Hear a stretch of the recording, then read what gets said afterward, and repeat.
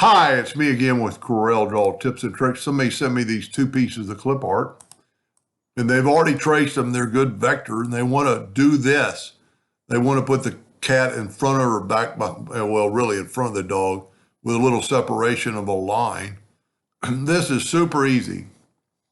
Take both items and left-click, no fill, right-click outline. Take the cat, go up to Effects and Contour. We're going to contour the outside just 0.1 with rounded corners. And we get that right there. You don't even have to do anything to it. You don't have to break the contour part. Then just put the cat kind of where you want it. I'm going to say that's good.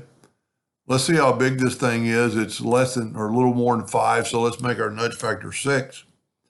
Take your Smart Fill tool, set on black or whatever color, and then nudge that over and then do the two sections of the cat.